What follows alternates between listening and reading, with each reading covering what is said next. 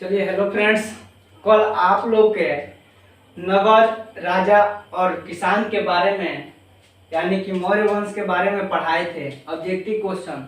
उसका part 2 video आज upload करने जा रहे हैं, बना रहे हैं।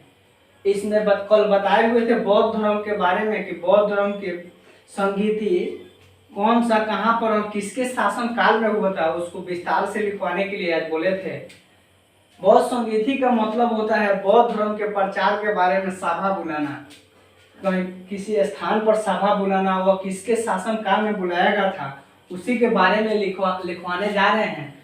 उससे आज बौद्ध धर्म से और जैन धर्म से रिलेटेड जितना भी क्वेश्चन है उसको ऑब्जेक्टिव के माध्यम से लिखवा दे रहे हैं। उसके बाद सब्जेक्टिव पढ़ाएंगे तो उसमें विस्तार से समझा देंगे।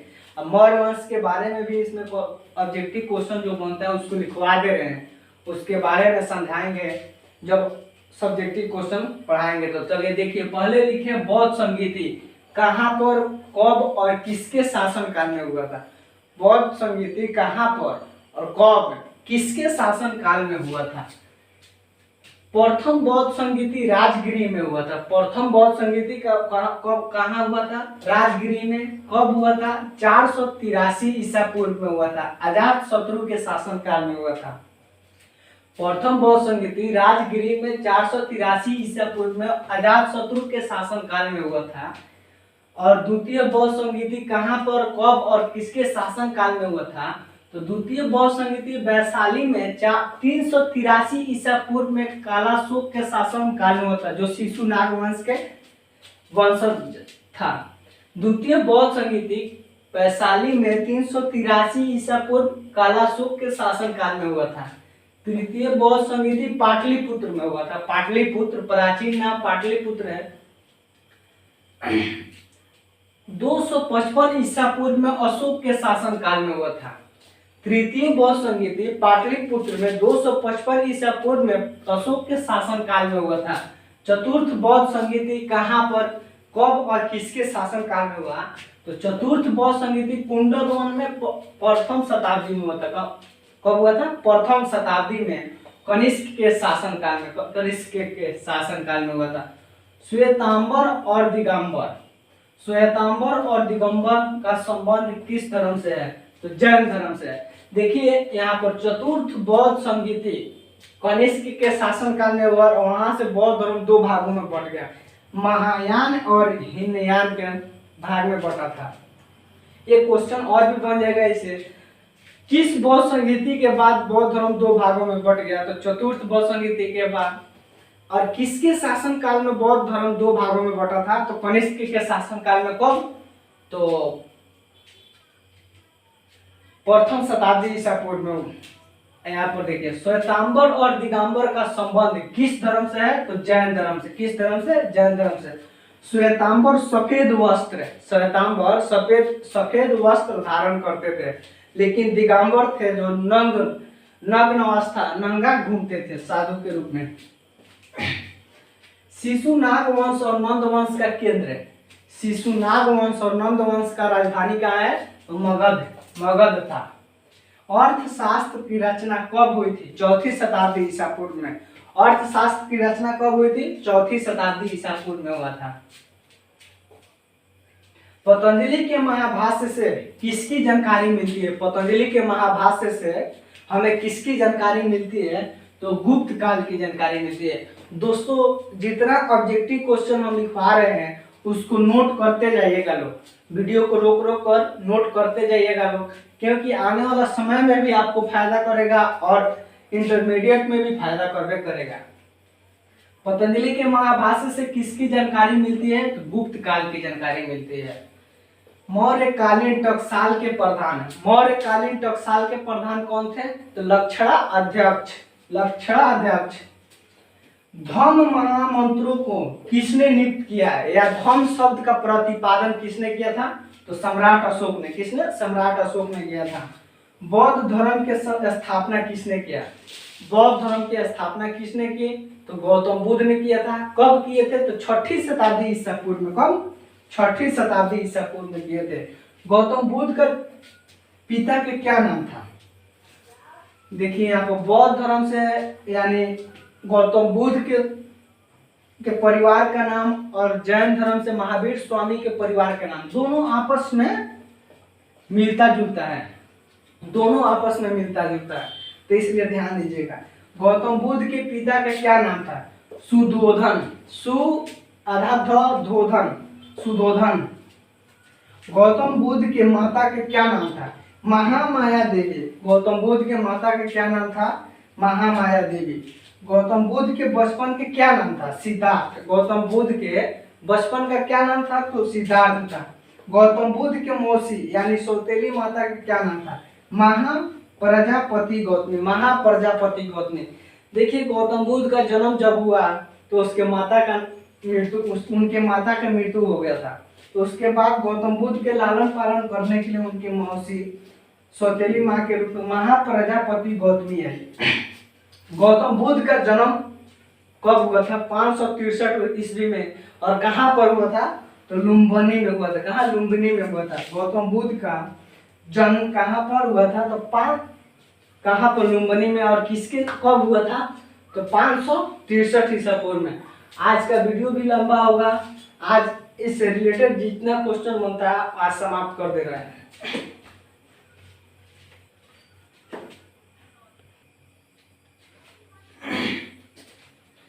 चलिए देखिए,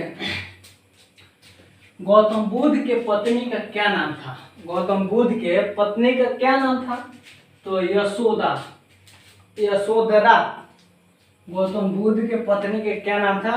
यशोधरा, यशोधरा था। गौतम बुद्ध के घोड़ा का क्या नाम था? गौतम बुद्ध जो अपना घोड़ा पोसे हुए थे, पालतू बनाए थे, उसका क्या नाम रखे थे? यह कंधका, कंधका नाम रखे थे। क्या? कंधका नाम रखे थे। गौतम बुद्ध की विवाह कब हुआ था? कितने वर्ष की आयु में हुआ था गौतम बुद्ध का शादी, यानी विवाह कितने वर्ष की आयु में हुआ? तो 16 वर्ष की आयु में हुआ। देखिए गौतम बुद्ध के पिताजी अपने गुरु जी से, मतलब घर के जो गुरु होते हैं उनसे यदि गौतम बुद्ध के बारे में, उनके जन्म तिथि के बारे में निकलवाए थे, तो गुरुजनों ने बताया था कि गौतम बुद्ध आगे चलकर बहुत बड़ा सन्यासी बनेगा। इसी के चलते गौतम बुद्ध के पिता घबरा गए हुए थे, तो उनका शादी 16 वर्ष की आयु में कर दी। लेकिन गौतम बुद्ध को सन्यासी बनना ही था, तो 16 वर्ष के आयु में उनका शादी हुआ, तब भी वो घर छोड़ के चले गए और सन्यासी जीवन को स्वीकारा। गौतम बुद्ध के विवाह का कब हुआ था? तो 16 वर्ष की आयु में हुआ था। कितने वर्ष की आयु में? 16 वर्ष की आयु में। गौतम बुद्ध के पुत्र के क्या नाम था? राहुल। गौतम बुद्ध के पुत्र का क्या नाम था? राहुल। गौतम बुद्ध के प्रथम गुरु कौन थे? गौतम बुद्ध थे, उनके प्रथम गुरु अलार कलाम थे। कौन? अलार कलाम। गौतम बुद्ध को ज्ञान की प्राप्ति कितने वर्ष की आयु में हुआ? घर जब त्यागे थे उसके बाद उनको ज्ञान की प्राप्ति कब हुआ था? तो 35 वर्ष की आयु में हुआ था। गौतम बुद्ध को ज्ञान की प्राप्ति कितने वर्ष की आयु में हुआ? 35 वर्ष की आयु में प्राप्त हुआ था। गौतम बुद्ध को ज्ञान की प्राप्ति कहाँ पर हुआ था? बोध गया में। कहाँ पर? बोध गया में हुआ था, निरंजना नदी के किनारे और वृक्ष, पीपल के वृक्ष के नीचे। कहाँ पर? गौतम बुद्ध को ज्ञान की प्राप्ति कहाँ पर हुआ था? बोध गया में, निरंजना नदी के किनारे और पीपल के वृक्ष के नीचे। गौतम बुद्ध अपना प्रथम उपदेश, गौतम बुद्ध अपना प्रथम उपदेश कहाँ पर दिए थे? सारनाथ में, जो वैशाली में पड़ता है। सारनाथ वैशाली में। किस भाषा में दिए थे? गौतम बुद्ध अपना प्रथम उपदेश किस भाषा में दिए थे? तो पाली भाषा में। किस भाषा में? पाली भाषा में। बौद्ध धर्म से जितना भी शब्द पूछेगा, बौद्ध धर्म की भाषा क्या थी? तो पाली थी। बौद्ध धर्म के ग्रंथ किस भाषा में लिखा गया है? तो पाली भाषा में। गौतम बुद्ध किस भाषा में अपना प्रवचन दिए थे? तो पाली भाषा में दिए थे।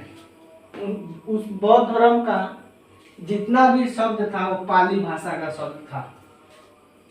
गौतम बुद्ध एशिया के प्रकाश पुंज कहे जाते हैं। एशिया के प्रकाश पुंज किसे कहा जाता है? तो गौतम बुद्ध को कहा जाता है। किसे? गौतम बुद्ध को। गौतम बुद्ध की मृत्यु कब हुआ था? गौतम बुद्ध की मृत्यु 483 ईसा पूर्व में, यानी कि 83 वर्ष की आयु में कुशीनगर में हुआ था। बिहार की कुशीनगर में हुआ था। गौतम बुद्ध के मृत्यु कब हुआ था? 483 ईसा पूर्व में गौतम बुद्ध की मृत्यु कितने वर्ष के आयु में हो गया था? तो 83 वर्ष के आयु में गौतम बुद्ध की मृत्यु कहाँ पर हुआ? तो कुशीनगर में हुआ था। जैन धर्म के संस्थापक और प्रथम तीर्थकर, जैन धर्म के गौतम बुद्ध, बौद्ध धर्म और जैन धर्म दोनों का उदय एक साथ हुआ था। तो जैन धर्म जैन धर्म का संस्थापक और प्रथम तीर्थकर कौन थे? तो ऋषभ देव थे। कौन थे? ऋषभ देव। सॉरी, जैन धर्म बौद्ध धर्म से पहले का धर्म था। जैन धर्म जो था वो बौद्ध धर्म से पहले का धर्म था। बाद में इस धर्म का विलुप्ति शुरू हो गया था, यह धर्म मिटने लगा था। तो लेकिन जैन धर्म के काल में, जैन महावीर स्वामी के काल में जैन धर्म का विस्तार तेजी से बढ़ा। वही उसी के बारे में पढ़ना है। जैन धर्म के संस्थापक और प्रथम तीर्थकर, जैन धर्म की स्थापना किसने किए थे और प्रथम तीर्थकर कौन थे? तो ऋषभ देव थे। ऋषभ देव के पिता का क्या नाम था? ऋषभ देव के पिता का क्या नाम था? अग्रसेन। क्या था? अग्रसेन नाम था। जैन धर्म के 23वें तीर्थकर कौन थे? जैन धर्म के 23वें गुरु कौन थे? तो पार्श्वनाथ। जैन धर्म के अंतिम और 24वें तीर्थकर, जैन धर्म के अंतिम और 24वें तीर्थकर कौन थे? तो महावीर स्वामी। कौन थे? महावीर स्वामी। महावीर स्वामी के शासन काल में जैन धर्म का सबसे अधिक विस्तार हुआ। इन्हीं के बारे में तो पढ़ाई करना है। देखिए, बौद्ध धर्म जो है, बौद्ध धर्म में गौतम बुद्ध प्रथम गुरु हुए थे जो बौद्ध धर्म की स्थापना की है, और गौतम बुद्ध की मृत्यु के बाद बौद्ध धर्म की समाप्ति होने लगा। बौद्ध धर्म में भ्रष्टाचार घुस गया था, जिसके कारण बौद्ध धर्म की समाप्ति धीरे धीरे होने लगा। उसके बारे में जब सब्जेक्टिव क्वेश्चन पढ़ाएंगे तो हम डिटेल से बताएंगे। जैन धर्म के अंतिम और 24वें तीर्थकर महावीर स्वामी थे। जैन धर्म के वास्तविक संस्थापक किसे माना जाता है? तो महावीर स्वामी को। किसे? महावीर स्वामी को माना जाता है। महावीर स्वामी का जन्म कब हुआ था? 599 ईसा पूर्व में हुआ था। महावीर स्वामी का जन्म कब हुआ था? 599 ईसा पूर्व में। और महावीर स्वामी का जन्म कहाँ पर हुआ था? कुंडलवन वैशाली में हुआ था। कहाँ पर? कुंडलवन वैशाली में हुआ था। महावीर स्वामी के पिता का क्या नाम था? महावीर स्वामी के पिता के क्या नाम था? सिद्धार्थ। क्या था? वहां पर बौद्ध धर्म गौतम बुद्ध का बचपन का नाम सिद्धार्थ था। यहाँ पर पिता का नाम महावीर स्वामी के पिता के नाम था सिद्धार्थ। महावीर स्वामी के माता का क्या नाम था? महावीर स्वामी के माता जी का क्या नाम था? त्रिशला देवी। क्या था? त्रिशला देवी था।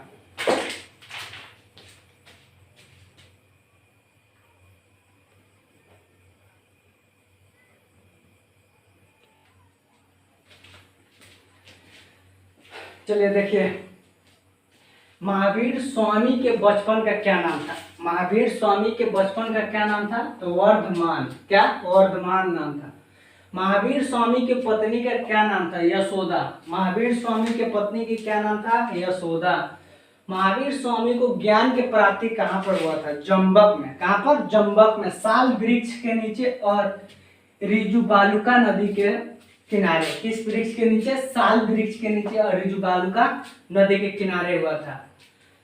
महावीर स्वामी को ज्ञान की प्राप्ति कहाँ पर हुआ था? जंबक में। किस वृक्ष के नीचे हुआ था? साल वृक्ष के नीचे। और किस नदी के किनारे? तो रिजुबालुका नदी के किनारे। महावीर स्वामी किससे अनुमति लेकर सन्यासी जीवन को स्वीकारा था? महावीर स्वामी किससे अनुमति लेकर सन्यासी जीवन को स्वीकारा था? तो बड़े भाई नंदीवर्धन से। बड़े भाई नंदीवर्धन से। महावीर स्वामी ने अपने शिष्य को कितने भागों में यानी कितने गणधरों में विभाजित किए थे? तो 11। कितने? 11। महावीर स्वामी अपने अनुयायियों को कितने गणधरों में बांटे थे? तो 11। शिष्य को महावीर स्वामी ने अपने शिष्य को कितने गणधरों में बांटे थे या कितने भागों में विभाजित किए थे? तो 11। महावीर स्वामी के मृत्यु के बाद जैन धर्म कितने भागों में बटा था? महावीर स्वामी की मृत्यु के बाद जैन धर्म कितने भागों में बट गया? तो दो भाग में। कौन कौन? श्वेतांबर और दिगंबर। श्वेतांबर श्वेत वस्त्र धारण करते थे और दिगंबर नग्न अवस्था में रहते थे। महावीर स्वामी ने पारस्वनाथ के सिद्धांत में नया सिद्धांत क्या जोड़ा था? महावीर स्वामी ने पारस्वनाथ के सिद्धांतों में नया सिद्धांत क्या जोड़ा? ब्रह्मचर्य। क्या जोड़ा था? ब्रह्मचर्य। महावीर स्वामी की मृत्यु कब हुआ था? 527 ईसा पूर्व में। कब? 527 ईसा पूर्व में। कितने वर्ष की आयु में महावीर स्वामी की मृत्यु हुआ था? तो 27 वर्ष की आयु में। कितने वर्ष की आयु में? 27 वर्ष की आयु में। कहाँ पर? पावापुरी, राजगीर में पड़ता है पावापुरी। महावीर स्वामी की मृत्यु कितने वर्ष की अवस्था में हुआ था? तो 527 ईसा पूर्व में हुआ था। और कितने वर्ष की आयु में हुआ था? 27 वर्ष की आयु में। कहाँ पर हुआ था? तो पावापुरी, बिहार में हुआ था। प्रथम जैन संगीति कहाँ पर हुआ था? तो पाटलिपुत्र में। कहाँ पर? पाटलिपुत्र में। प्रथम जैन संगीति कहाँ पर हुआ था? तो पाटलिपुत्र में हुआ था। किसके अध्यक्षता में हुआ था? तो स्थूलभद्र के। किसके अध्यक्षता में हुआ था? तो स्थूलभद्र के। द्वितीय जैन संगीति कहाँ पर हुआ था? तो बल्लभी में। द्वितीय जैन संगीति कहाँ पर हुआ? तो बल्लभी में। किसके अध्यक्षता में हुआ था? तो देवर्षि क्षमा श्रामण के अध्यक्षता में। किसके अध्यक्षता में? देवर्षि क्षमा